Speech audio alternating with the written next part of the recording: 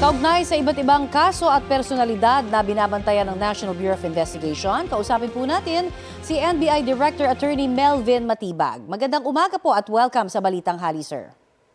Magandang umaga, Ma'am Connie, at sa lahat po ng tumatangkilig sa inyong programa, isang magandang umaga po. Sir, sa investigasyon ng PNP-CIDG, lumalabas na isang paraan ng hazing ang nangyaring team building activity na ikinamatay po ni na Rene Baterbonia at Divine Adili ng Ateneo. Paano ho makakatulong ang development na ito sa inyo namang investigasyong ginagawa? Well, ongoing po yung investigation namin at sa ngayon nga po yung presidente po ng Ateneo, si Father Yapis, kasalukuyan pong nasa aming tanggapan upang magbigay po ng kanyang pahayag at sagutin yung mga katanungan po sa kanya upang magbigay linaw po kung ano ang maaaring mga pananagutan at kung ano man po ang dapat na magiging direksyon ng mga kasong ipapile. Ngayon, nabalitaan ko nga po na meron ng ibinigay po na rekomendasyon ng CIDG. Titingnan ng kanila pong rekomendasyon pati po kanila investigasyon. Meron naman po kaming pag-uusap na magkakaroon po kami ng sharing of information po. I see. At meron pa ho ba kayong mga target na maiimbitahan pa para hingan po ng salaysay o testimonya? Sa ngayon po, maaring baka ngayong araw na ito, makompleto na namin yung aming mga gusto imbestigahan. Kung meron pa po, amin po ito tatawagin, pero sa palagay po namin ay sapat na po yung amin pong nag-investigasyon para magkaroon po kami ng amin din pong conclusion at rekomendasyon po. Sa ngayon po, meron ho ba kayo nakikita na pagkakahawig o pagkakaiba kaya doon sa ginagawa niyong investigasyon doon po sa investigation na ginawa naman ng PNP-CIDG?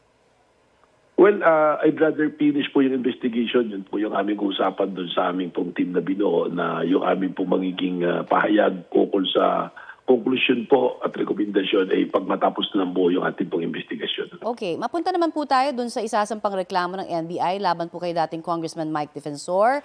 Pinabubulaanan po niya yan at gawa-gawa lang daw laban sa mga nagsasalita kaugnay sa korupsyon at flood control scandal. Reaction niyo po dyan?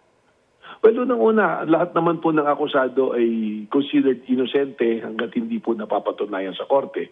Ang sinasabi lamang po ng NBI dito, matapos po ang 2 buwan naming pagsusuri at pag-aaral, ay malinaw at lumalabas po na si Mike Defensor ay kasama po dito po sa dapat panagot sa kaso ng human trafficking. Yan po sa kanilang establishmento na itinatagano po.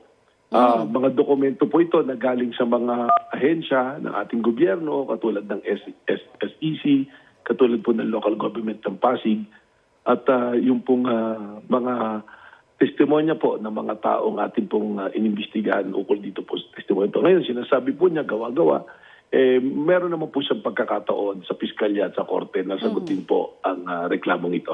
Supposed to be today po ang anunsyo ninyo na sasampahan niyo po ng kaso si dating Congressman Defensor. Ano ho ang update natin dyan? Mamaya po siguro mga afternoon, no? Around 2 o'clock baka po matapos na po kasi medyo makapal po to 38 pages at ilang kopya po ang kailangan natin i-produce. Okay. So, pero today po, ngayong hapon may papile na po yun. Okay. Meron naman po ba tayong update doon sa kaso na inihain naman sa 18 nagpakilalang dating tauhan po ni Zaldico? Marami na pong kasong pumasok niyan. Sunod-sunod na po yung pinasok na kaso.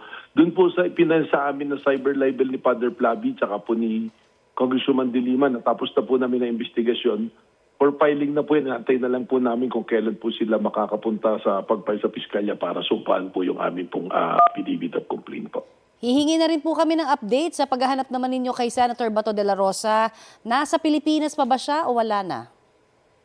Meron pong malakas na indikasyon na nandito pa po sa Pilipinas at meron po mga impormasyon kaming sinusundan. Lagi ko po sinasabi, mas mahirap po kay Senator Batong umalis ng bansa sapagkat ICC warrant po yan, 122 countries po ang member niyan. Apo. And kung hindi pa po member ng ICC, ang Interpol po ay membro sila, meron po responsibilidad ang mga bansa ito na ipagbagay-alam sa kanila at arestuhin si Senator Bato at turnover po sa ICC po. Meron na rin ho ba tayong update kung meron na kayo natatanggap na ICC arrest warrant laban naman kay Senator Bongo? Wala pa po. Wala pa po dumarating na additional arrest warrant. Yung kay Senator Bato pa lang po yung warrant na hawak po natin. Okay, doon naman po tayo sa investigasyon ninyo sa nangyaring pamamaril sa Senado noong May 13. Meron ho ba tayong karagdagang mga impormasyong maaring ibahagi po sa publiko? Yung pong buong report, ibinigay na po namin yan sa DOJ, dun sa fact-finding body po na tinutulungan nila. Sa pagkakaalam ko po, si Ombudsman Boying Rimulya ay pinadala na po ng subpoena si Aplasca, si Senator Cayetano at si Senator Robin Padilla para magpaliwanag po ukol po sa pangyayari niya. Okay, marami pong salamat sa inyo pong mga update na yan at ibinigay sa aming impormasyon. Thank you, sir. Maraming salamat po. Magandang umaga po. Yan po naman si NBI Director Attorney Melvin Matibag.